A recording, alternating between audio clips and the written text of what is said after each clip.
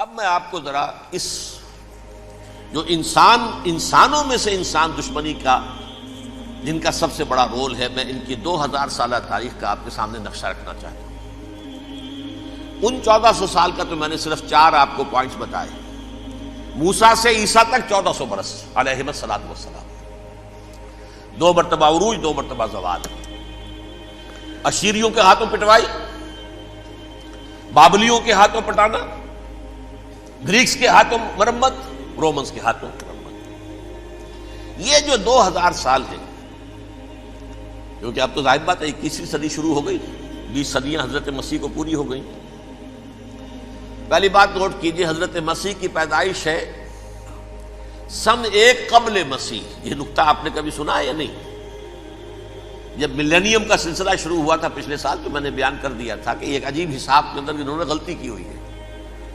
حضرت مسیح کی پیدائش ہوئی 25 دسمبر کو، سن انہوں نے شروع کر دیا، جو اس کے بعد جنوری آئی تو پہلا سال شروع ہو گیا۔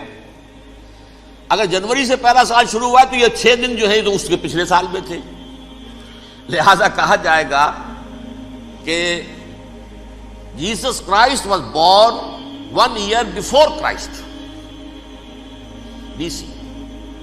تو 1 قبل مسیح میں حضرت مسیح کی پیدائش ہوئی۔ یہ آخری اسرائیلی نبی اور رسول۔ یہودی علماء کی مخالفت، دشمنی، سولی پر چڑھوا دینا میں بیان کر چکا ہوں۔ سن 33 عیسوی میں، جبکہ حضرت مسیح کی عمر 33 برس تھی، اللہ تعالیٰ نے انہیں زندہ آسمان پر اٹھا لیا، لیکن یہودیوں نے اپنے خیال کے مطابق انہیں سولی پر چڑھوا دیا، ان کی موت واقع ہو گئی۔ اگرچہ اس کے بعد یہ اختلاف ہے ان میں، یہودی کہتے ہیں وہ سولی پر چڑھ گیا، ختم ہوا، مر گیا۔ عیسائی کہتے ہیں نہیں، انتقال ہوا ہے مسیح کا صلیب پر، لیکن پھر وہ دوبارہ زندہ ہو گئے ہیں۔ ان کی لاش ایک غار میں رکھ دی گئی تھی، وہاں ریزریکشن ہو گیا، ان کا باعث بعد الموت وہی ہو گیا، اور پھر انہیں اللہ نے زندہ آسمان پر اٹھا دیا۔ تو ہمارے اور عیسائیوں کے درمیان نوٹ کر لیجئے، یہ چیز مشترک ہے کہ حضرت مسیح آسمان پر زندہ اٹھائے گئے۔ فرق کیا ہے؟ وہ سمجھتے ہیں کہ سولی دیے گئے، سولی پر مرے، پھر زندہ ہوئے، پھر گئے۔ ہم سمجھتے ہیں کہ نہیں، وما صلبوہ وما قتلوہ، انہوں نے نہ صلیب دے سکے انہیں اور نہ انہیں قتل کر سکے، بل رفعہ اللہ الیہ، اللہ نے اٹھا لیا۔ پھر ہمارا اور یہ اس کا عیسائیوں کا ایک اور اتفاق ہے، سیکنڈ کمنگ آف جیسس، حضرت مسیح دوبارہ آئیں گے۔ یہ عیسائیوں کا بھی عقیدہ ہے اور ہمارا بھی۔ بہرحال تو جیسا کہ میں نے عرض کیا کہ اس وقت یہ عذاب استیصال، عذاب اکبر کے مستحق ہو چکے تھے، لیکن اللہ نے ان کی مدت دراز کی ہے، لیکن ان پر دنیاوی عذاب کا ایک کوڑا جو ہے اللہ تعالی کی طرف سے اسی وقت برسا۔ دنیاوی عذاب دنیا میں رہتے ہوئے ختم نہیں کیا۔ 37 برس بعد، حضرت مسیح کے رفع سماوی کے 37 برس بعد، سن 70 میں یہودیوں نے بغاوت کی رومیوں کے خلاف۔ رومی ٹائٹس جنرل تھا ایک، اس نے پھر جو حملہ کیا ہے، 1,33,000 یہودی ایک دن میں قتل کیا یروشلم میں، اور ہیکل سلیمانی گرا دیا۔ وہ ہیکل پہلے بھی گرا تھا، پہلے 1400 سال کے دوران میں بھی نبوکڈنضر نے گرایا تھا، لیکن پھر اس کے 150 سال بعد انہوں نے دوبارہ بنا لیا تھا، اس لیے وہ اسے سیکنڈ ٹیمپل کہتے ہیں۔ پہلا ٹیمپل جو حضرت سلیمان نے بنایا تھا، نبوکڈنضر نے گرا دیا 587 قبل مسیح میں، پھر دوبارہ انہوں نے 150 سال کے بعد بنا لیا۔ وہ اس تاریخ کا حصہ ہے، میں نے جس کے بارے میں آپ کو تفصیل نہیں بتائی۔ اس میں یہ ہوا سن 70 میں وہ گرا دیا گیا، وہ آج تک گرا پڑا ہوا ہے۔ نمبر 2، یہ کہہ دیا گیا کہ یہودیوں اس ارض فلسطین سے نکل جاؤ، تم یہاں نہیں رہ سکتے اب۔ لہذا جس کا جہاں سینگ سمایا چلا گیا، یورپ میں چلے گئے، ایشیا میں آ گئے، عرب میں آ گئے، یہ 3 قبیلے جو رات بھی میں نے عرض کیا تھا، بنو قینقاع، بنو نذیر اور بنو قریظہ، یہ وہاں سے آ کے مدینے میں آباد ہو گئے۔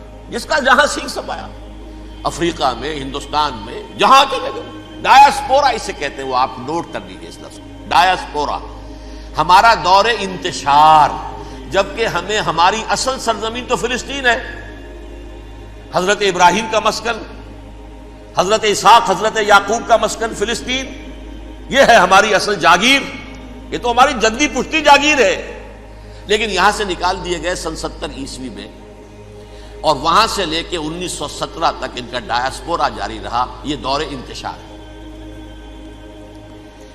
اس دور انتشار کے اب چند حصے ہیں جس کو میں چاہتا ہوں کہ آپ علیحدہ علیحدہ سمجھ لیں۔ دور انتشار کا جو پہلا جو ہے تقریباً 300 برس، رومی حکمران تھے، وہ یہودیوں کے بھی دشمن تھے اور عیسائیوں کے بھی دشمن تھے، عیسائی اور یہودی ایک دوسرے کے بھی دشمن تھے، لیکن رومی سمجھتے تھے کہ یہ ایک ہی تھیلی کے چٹے بٹے ہیں۔ رومیوں کے نزدیک عیسائی بھی یہودیوں ہی کا ایک فرقہ تھے، کوئی علیحدہ مذہب تو تھا ہی نہیں، لہذا رومی جو ہیں رومنز وہ ان دونوں کو ستاتے تھے، مارتے تھے، اور یہ آپس میں لڑتے تھے، یہودی عیسائیوں کو مارتے تھے، عیسائی یہودیوں کو مارتے تھے۔ یہ ہے 300 برس تک کی تاریخ۔ سن 300 عیسوی میں کیا ہوا؟ ایک معجزہ ہو گیا۔ بہت عظیم ایمپرر کانسٹینٹائن، قسطنطین اعظم، رومن ایمپررز میں سے بہت بڑا ایمپرر، وہ عیسائی ہو گئے۔ اب تو معاملہ بالکل تلپٹ ہو گیا، پوری سلطنت عیسائی ہو گئی۔ اب عیسائیوں کے عیش ہو گئے اور یہودیوں پہ مار پڑنی شروع ہوئی۔ اب عیسائیوں کا آپ خود سوچئے کہ جنہیں وہ خدا بنا بیٹھے ہیں، خدا کا بیٹا قرار دے رہے ہیں، ان کے قاتل کون؟ یہودی بدماش۔ لہذا ان کی وہ پٹائی شروع ہوئی ہے یورپ میں، پوری رومن امپائر میں انہیں ذلیل کیا گیا، شہروں میں آمد بند، علیحدہ رہو، گھیٹوز کے اندر رہو۔ یہودی کا نام جو ہے وہ گالی بن گیا، جیسے آج بھی یہودی گالی کہتے ہیں، جیسے خنزیر کا لفظ، آخر وہ بھی اللہ کی مخلوق ہے، لیکن آپ کو معلوم ہے کوئی شخص زبان پہ نام نہیں لانا چاہتا خنزیر کا، سور کا، ہے تو مخلوق وہ بھی ایک حیوان ہے۔ ایسے ہی یہ ہے یہودی گالی، جیو گیوٹ گالی۔ لہذا ایک طرف تو ان دونوں کے درمیان دشمنی، جس کو قرآن کہتا ہے وَأَغْرَيْنَا بَيْنَهُمُ الْعَدَاوَةَ وَالْبَغْضَاءَ، ہم نے ان کے مابین دشمنی جو ہے پیدا کر دی ہے۔ اور جب یہ پوری سلطنت عیسائی ہو گئی تو قافیہ تنگ ہو گیا یہودیوں کا۔ اب آئیے 571 عیسوی، یعنی جبکہ ڈایاسپورا کو کتنا عرصہ ہو چکا تھا؟ 500 برس۔ سن 70 سے شروع ہو رہا ڈایاسپورا، جب ٹائٹس نے گرایا ہے ہیکل کو اور نکال باہر کیا انہیں فلسطین سے، بھاگ جاؤ یہاں ایک یہودی بھی نہیں رہے گا، فلسطین سے نکال دیے گئے۔ اس کے پورے 500 برس بعد سن 571 عیسوی میں حضور کی پیدائش ہوئی، ولادت باسعادت محمد رسول اللہ صلی اللہ علیہ وسلم۔ 610 میں آپ پر وحی کا آغاز ہوا، لیکن حضور کے ساتھ ان کا معاملہ کیا رہا؟ اول تو جبکہ حضور ابھی مکے ہی میں تھے، یہودیوں نے ریشہ دوانیاں شروع کر دی حضور کے خلاف۔ قریش مکہ کو سکھاتے تھے، پڑھاتے تھے، ان سے یہ پوچھو، ان سے یہ پوچھو، انہیں اس طرح تنگ کرو، ان سے یہ امتحان لو، یہ آپ کے علم میں ہے۔ سورہ بنی اسرائیل میں، سورہ کہف میں وہ سوالات جو امتحانی سوالات آئے تھے، ذوالقرنین کون تھا، اصحاب کہف کون تھے، تم رسول بنے پھرتے ہو تو بتاؤ، اور یہ روح کی حقیقت کیا بتاؤ، یہ ساری ریشہ دوانیاں کر رہے تھے بیٹھے ہوئے، ابھی وہیں پر حضور ابھی پہنچے بھی نہیں۔ ہجرت فرما کر حضور تشریف لے آئے تو حضور نے، جسے ماسٹر سٹروک کہا جائے گا، یعنی اسٹیٹس مین شپ کا ماسٹر سٹروک، آپ نے مدینے میں آتے یہودیوں کے ساتھ پیکٹ کر دیا، جوائنٹ ڈیفنس پیکٹ آف مدینہ، کہ اگر مکے والے ہم پر حملہ کریں گے تو ہم مل جل کر ایک قوم کی حیثیت سے مقابلہ کریں گے۔ یہ میثاق مدینہ کہلاتا ہے، جس کے بہت غلط معنی پہنائے جا رہے ہیں آج کل۔ بہرحال میں موضوع میرا چونکہ یہ نہیں، میں ادھر نہیں جاؤں گا، لیکن ہوا کیا؟ ہر مرتبہ یہ خیانت کے مرتکب ہوئے، ان نے جو عہد کیے تھے ان سے پھرے، اندر ہی اندر سازش، ریشہ دوانی، حضور کی بدترین دشمنی۔ سورہ نساء کی آیت نمبر 12 میں 14 میں 13 میں فرمایا ہے لا تزال تطلع علی خائنۃ منہم، اے نبی ہمیشہ آپ کے علم میں ان کی طرف سے خیانتیں، بدیانتیاں آتی رہیں گی. اور بار بار وہ مسلسل جنگ کی آگ بھڑکاتے تھے. قریش کو دعوت دیتے، آؤ آؤ آؤ ہم اندر سے بغاوت کر دیں گے، تم آؤ تو صحیح، ختم کریں محمد کو اور اہل ایمان کو صلی اللہ علیہ وسلم رضی اللہ تعالی عنہم اجمعین. لیکن پھر جب وہ آتے تھے تو یہ دبک جاتے تھے، ان میں ہمت نہیں تھی، میدان کے مرد نہیں رہے تھے. یہ سورہ حشر میں ان کا نقشہ کھینچا گیا ہے. کھلے میدان میں مقابلے کی اس کے اندر صلاحیت ہی نہیں. یہ تو فصیلوں کے پیچھے سے، جیسے عورتیں کہیں دیہات میں لڑائی ہوتی ہے تو مرد جو ہے گلیوں میں لڑتے ہیں، عورتیں اوپر سے پتھر پھینکتی ہیں، بس وہ کام یہ کر سکتے تھے. من ورائے جدر، فصیلوں کے پیچھے سے، جنگ میں میدان میں نہیں آ سکتے. بہرحال قرآن مجید میں ہے یہ سورہ مائدہ کی آیت نمبر 64، کلما اوقدوا نارا للحرب اطفاها اللہ. اکثر و بیشتر مواقع پر تو یہ جب آگ بھڑکاتے تھے جنگ کی، اللہ اسے بجھا دیتا تھا. لیکن بہرحال اس کے باوجود جنگیں ہوئی، غزوہ بدر، غزوہ احد ہوئی کہ نہیں؟ یہ ساری اصل شرارت ہوئی. اور اس کے نتیجے میں حضور نے پھر ایک ایک کر کے 3 قبیلوں کو سزا دی. غزوہ بدر کے فوراً بعد بنو قینقاع نکالے گئے مدینے سے، غزوہ احد کے فوراً بعد بنو نذیر نکالے گئے، اور غزوہ احزاب کے بعد بنو قریظہ نکال دیے گئے. یہ تو میں نے آپ کے سامنے رکھ دیا صرف حضور کے زمانے میں ان کا کیا رویہ رہا. دشمن، رات بھی ہم نے وہ آیت پڑھی تھی، لَتَجِدَنَّ أَشَدَّ النَّاسِ عَدَاوَةً لِلَّذِينَ آمَنُوا الْيَهُودُ وَالَّذِينَ أَشْرَكُوا. اہل ایمان کی دشمنی میں شدید ترین تم پاؤ گے یہودیوں کو اور مشرکین. مشرکین بھی بعد میں ہے، پہلے یہودی. حضور کے بعد کیا ہوا اب یہ نوٹ کیجئے، یہ ان کی تاریخ کا دوسرا دور. حضرت عمر رضی اللہ تعالیٰ عنہ کا عہد خلافت ہے. بیت المقدس کا محاصرہ کیا گیا، فصیل بڑی اونچی، شہر اندر سے سیلف سفیشینٹ، حملے کا راستہ کوئی نہیں. محاصرہ طول کھینچ رہا ہے لیکن ان کے پاس رسد بھی موجود ہے، پانی بھی موجود ہے، وہ دروازے بند کر کے بیٹھے ہوئے. بالآخر اللہ تعالیٰ کی مشیت کا ظہور کیسے ہوا؟ ان کے کچھ علماء آئے فصیل پر، کہا دیکھو مسلمانوں، تم قیامت تک بھی یہاں پڑے رہو گے محاصرہ کر کے، ہمارا یہ شہر فتح نہیں ہوگا. ہاں ایک درویش بادشاہ کے ہاتھوں یہ شہر فتح ہونا ہے، لیکن تمہارے اندر ہمیں وہ نظر نہیں آ رہا.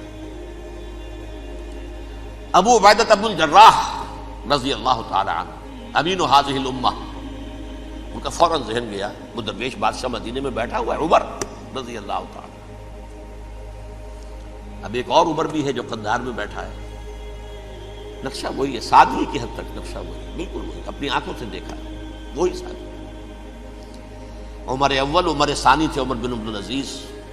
اب ایک اللہ کے فضل سے اللہ تعالیٰ ایدہ اللہ بنصرتہ، اللہ تعالیٰ ان کی نصرت فرمائے، دشمنوں کو ان کے مقابلے میں نیست و نابود کرے.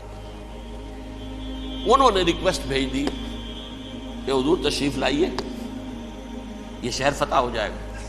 وہ ہے سفر تاریخی، اتنا طویل سفر، تقریباً 700 میل، ایک اونٹ، ایک خادم، ایک منزل پہ امیر المومنین اوپر بیٹھے، خادم آگے چل رہا ہے، اگلی منزل پہ خادم اوپر بیٹھا ہے، امیر المومنین آگے جا رہا ہے. اور جب پہنچے ہیں تو وہ باری تھی خادم کی. انہوں نے ہاتھ جوڑ دیا، حضور خدا کے لیے تم کیا کہیں گے لوگ، وہ میرا برا حال کر دیں گے، تمہیں شرم نہیں آئی؟ امیر المومنین پیدل آگے چل رہے ہیں نکیل پکڑ کر، اور تم بیٹھے ہو اوپر براجمان ہو. حضرت عمر فرمایا الدور دورک، نہیں باری تمہاری ہے، بیٹھ. اس حال میں پہنچے ہیں. اور پھر یہ کہ ابو عبیدہ بن الجراح آئے ہیں، استقبال کیا ہے تو دیکھا ہے اس حال میں چلے آ رہے ہیں. عمر نکیل پکڑے ہوئے چلے آ رہے ہیں، اور کہتے ہیں کہ کہیں کیچڑ ویچڑ تھا، جوتے خراب ہو گئے تھے، وہ بھی اتار کے ہاتھ میں پکڑے ہوئے، کپڑے تو تھے ہی پھٹے ہوئے. انہوں نے کہا بھی حضرت ابو عبیدہ نے، دیکھیے یہ بڑا متمدن ملک ہے، بڑا مہذب علاقہ ہے، یہ آپ ذرا حلیہ اپنا درست فرما لیں تب جا کے پیش ہم آپ کو کریں گے. آپ نے فرمایا نحن قوم اعزنا اللہ بالاسلام ہم وہ قوم ہیں جنہیں اللہ نے عزت دی ہے اسلام کے ذریعے سے، کپڑوں کے ذریعے سے نہیں، دولت کے ذریعے سے نہیں۔ اسی حال میں گئے ہیں، اوپر سے انہوں نے کھڑے ہو کر نشانیاں دیکھی ہیں، اپنی کتابیں کھولی، ہاں یہ وہی ہے، اچھا لو جی سرنڈر، شہر تمہارے ہاتھ میں۔ خون کا ایک قطرہ نہیں بہا اور بیت المقدس فتح ہو گیا۔ لیکن اس وقت حضرت عمر نے ایک نرمی یہ کی کہ یہودیوں کے لیے بھی اسے اوپن سٹی قرار دے دیا۔ یہ احسان عظیم حضرت عمر کا، اس سے پہلے یہودی آ ہی نہیں سکتا تھا، داخل ہی نہیں ہو سکتا تھا، وہاں وہ آ کر وزٹ نہیں کر سکتا تھا، زیارت نہیں کر سکتا تھا اپنے مقدس مقامات کی۔ حضرت عمر نے یوں سمجھیے کہ تقریباً 550 برس کے بعد ان کے لیے راستہ کھولا ہے کہ ہاں تم آ سکتے ہو، زیارت کر سکتے ہو۔ لیکن یہ عیسائیوں نے لکھوایا معاہدے کے اندر، انہیں یہاں آپ آباد ہونے کی اجازت نہیں دیں گے، لیکن کم وزٹ دی پلیسز، دیکھیں زیارتیں کریں اور جائیں۔ یہ معاہدہ حضرت عمر کا ہے رضی اللہ تعالیٰ، جو پھر خلافت راشدہ کے بعد بنو امیہ نے بھی اس کو آنر کیا، بنو عباس نے کیا، پھر جو ہمارے یہ ترکوں میں اندر خلافت آئی تو ترک خلفاء نے بھی اس معاہدے کی پوری پابندی کی۔ فلسطین میں آ سکتے ہیں یہودی صرف زائرین کی حیثیت سے، وہاں آباد نہیں ہو سکتے۔ اب آئیے اگلا دور آیا حضرت عثمان کا دور خلافت۔ یہ ہے وہ وقت کہ اب یہود نے امت مسلمہ کی پیٹھ میں چھرا گھونپا۔ وہ کیسے؟ ایک یہودی عبداللہ ابن سبا اسلام کا لبادہ اوڑھ کر آ گیا، معاشرے کا جائزہ لے لیا، ان میں بنو ہاشم اور بنو امیہ میں جو پرانی کشاکش تھی اس کے کچھ نہ کچھ جراثیم باقی ہیں، اگر ان کو ذرا بھڑکا دے تو مسلمانوں میں انتشار پیدا ہو جائے۔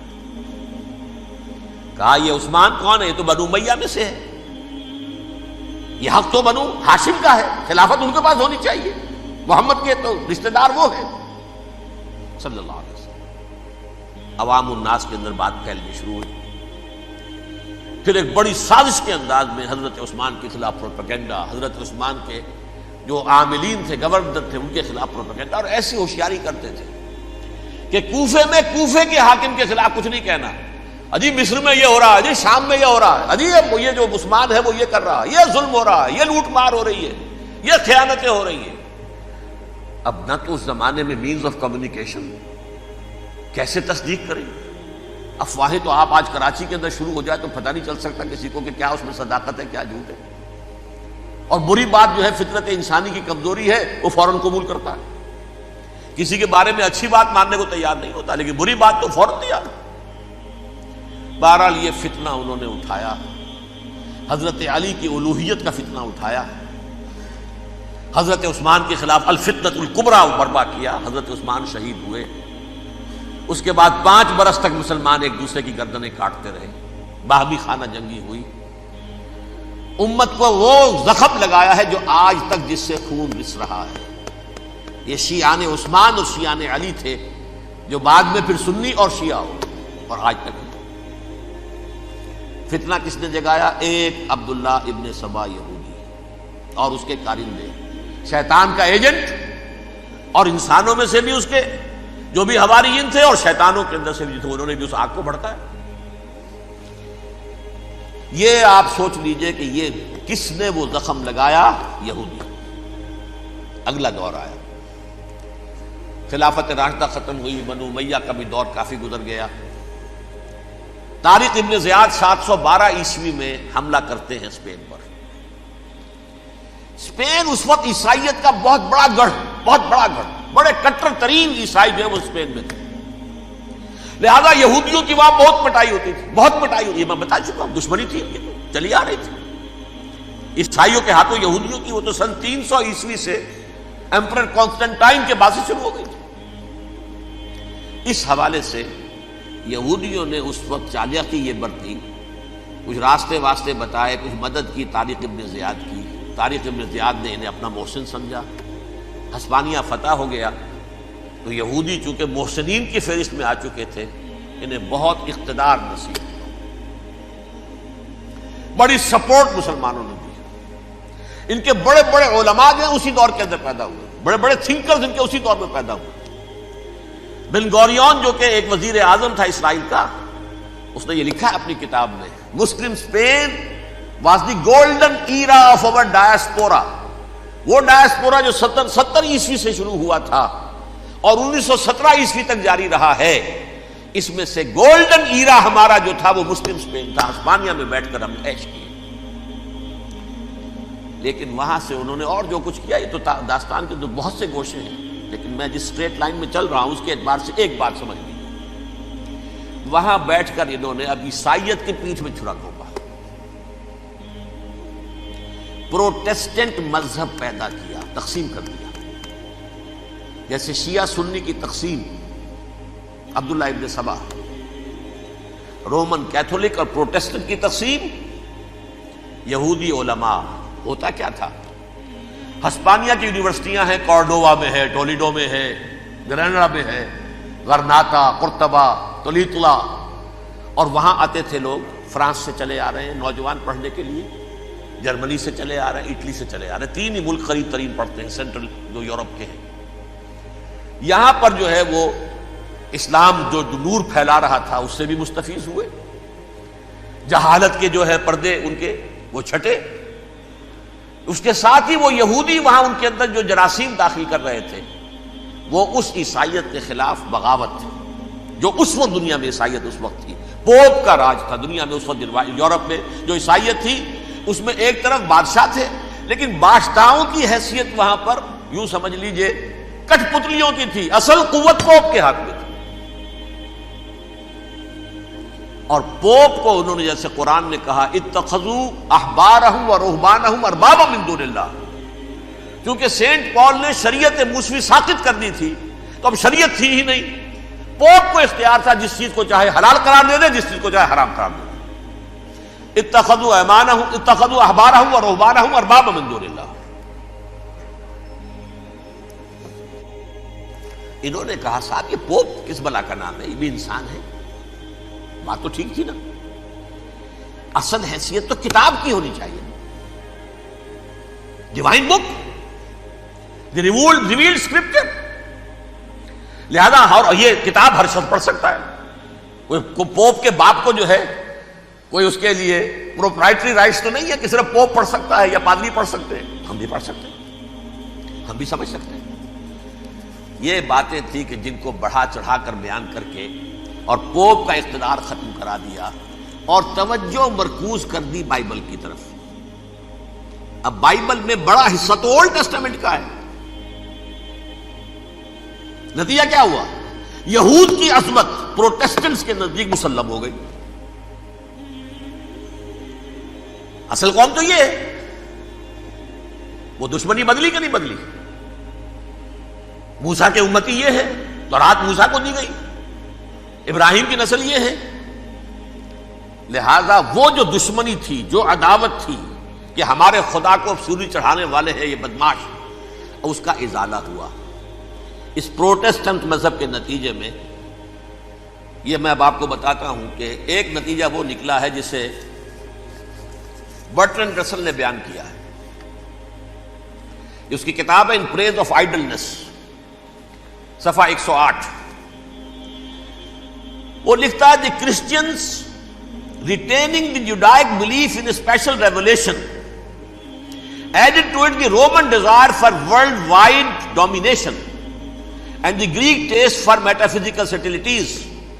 دی combination produce the most fiercely persecuting religion that the world has yet known. یہ تین چیزیں آ کر عیسائیت میں مل گئی۔ ایک تو جب یہ اولڈ ٹیسٹامنٹ جو ہے وہ ان کے ہاتھ میں آ گئی، اور اس کے میں کچھ آپ کو بتا دیتا ہوں کہ اولڈ ٹیسٹامنٹ کی تعلیمات، کیونکہ یہ اولڈ ٹیسٹامنٹ جو ہے یہ محرف تھی، اصل تورات تو گم ہو گئی تھی 587 قبل مسیح میں، جب پہلی مرتبہ ہیکل جو ہے تباہ ہوا ہے اس وقت ختم ہو گئی تھی۔ اس کے کوئی 150 سال کے بعد انہوں نے یادداشتوں سے مرتب کر کے لکھی ہے۔ اب اس میں ان کے اپنے خیالات، اپنے امانی، اپنی توجیحات وہ شامل ہو گئی۔ لہذا میں آپ کو حوالے دیتا ہوں، اس کتاب کے اندر مظالم کی جو تعلیم دی گئی ہے اہل کتاب نے اپنے مظالم قتل عام کے جواز کے لیے تورات میں تبدیلیاں کی اور پیغمبروں پر دہشت ناکی اور بدترین حرام کاری کے الزامات لگائے. سنیے، پہلا حوالہ ہے یہ گنتی باب 31 آیات 17-18. اس لیے ان بچوں میں جتنے لڑکے ہیں سب کو مار ڈالو، اور جتنی عورتیں مرد کا منہ دیکھ چکی ہیں ان کو بھی قتل کر ڈالو، لیکن ان لڑکیوں کو جو مرد سے واقف نہیں اور اچھوتی ہیں اپنے لیے زندہ رکھو. یہ کسی اللہ کی کتاب کا یہ جملہ ہو سکتا ہے؟ کسی ریویل بک کا؟ اور سنیے، یہ ہے استثناء ڈیٹرانومی باب 20 آیت 16-18. پر ان قوموں کے شہروں میں جن کو خداوند تیرا خدا میراث کے طور پر تجھ کو دیتا ہے، کسی ذی نفس کو جیتا نہ بچا رکھنا، جیسا خداوند تیرے خدا نے تجھ کو حکم دیا بالکل نیست کر دینا. مرد، عورتیں، بچے، بوڑھے سب ختم. یہ کتاب مقدس ہے. اور سنیے، سیموئیل باب 27 آیت نمبر 9. اور داؤد نے اس سرزمین کو تباہ کر ڈالا اور عورت مرد کسی کو جیتا نہ چھوڑا. نمبر 4، ان سب آباد شہروں کو ماں، عورتوں اور بچوں کے بالکل نابود کر ڈالا. کتاب استثناء باب 3 آیت 6.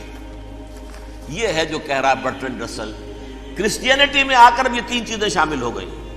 ایک تو یہ باربیرین یہ تعلیم جو ہے، اور یہ مذہب کے نام پہ تعلیم، یہ کتاب مقدس کی تعلیم. نمبر 2، رومنز کے اندر جو ایک تمنا تھی ورلڈ ڈومینیشن کی، وہ عیسائیت کے اندر آ گئی. اس لیے کہ پوری رومن امپائر جو ہے عیسائی ہو گئی، تو اسے وراثت کے اندر ورلڈ ڈومینیشن کی جو ایک تمنا تھی وہ مل گئی. اور پھر یہ کہ انہوں نے جو توہمات تھے یونانیوں کے، ان کو بھی اپنے ہاں مختلف شکلوں کے اندر جمع کر لیا.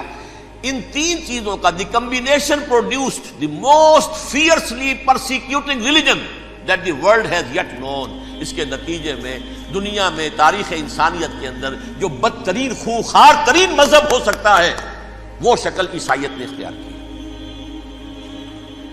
اور اس کا مظہر عتم کیا تھا؟ نوٹ کیجیے، صلیبی جنگیں. ایک بار ٹائم ٹیبل کے اعتبار سے نوٹ کر لیجئے گا. فرسٹ ملینیم ختم ہوا، سیکنڈ شروع ہوا. ان کے 1000 سال ختم ہوئے تو 11ویں صدی میں سیکنڈ ملینیم شروع ہوا، تو پہلی صلیبی جنگیں ہوئی. لاکھوں مسلمان قتل کیے. صرف یروشلم کے اندر اتنا خون بہایا ہے کہ خود ان کے ہسٹورینز لکھتے ہیں کہ جب ان صلیبیوں نے جب گھوڑوں کے ساتھ وہ چل رہے تھے گلیوں میں، تو ان کے گھوڑوں کے گھٹنوں تک خون کی ندی بہ رہی تھی. جہاں سے گزرے ختم کرتے چلے گئے، آبادیاں کی آبادیاں ختم کر. اگرچہ اس کروسیڈ میں گیہوں کے ساتھ گھن بھی پسا، یہودی بھی بہت مارے گئے. یہ فرانس سے، جرمنی سے جب یہ کروسیڈرز آ رہے تھے، 3000 میل کا سفر طے کر کے آئے تھے. سوچئے تو صحیح. اربن ثانی پوپ جو تھا، آگ لگا دی تھی اس نے پورے یورپ کے اندر. شرم سے ڈوب مرو، تمہارے مقدس علاقے مسلمانوں کے ہاتھ میں. انفیڈلز، یہ کافر، یہ مرتد، یہ ملحد. مسیح جہاں پیدا ہوا، مسیح کو جہاں سولی دی گئی، وہ کہاں ہے؟ ان کے ہاتھ میں. وہ آگ لگائی ہے، 3000 میل کا فاصلہ طے کر کے یہ قومیں آئی ہیں، اور جو تباہی مچائی ہے. تاریخ انسانی میں ایسی بربریت کی کوئی مثال. اور یہ ان کے اپنے ہسٹورینز لکھتے ہیں. شرم کے بارے میں ایسے محسوس ہوتا ہے جیسے ان کی گردنیں جھکی جا رہی ہیں.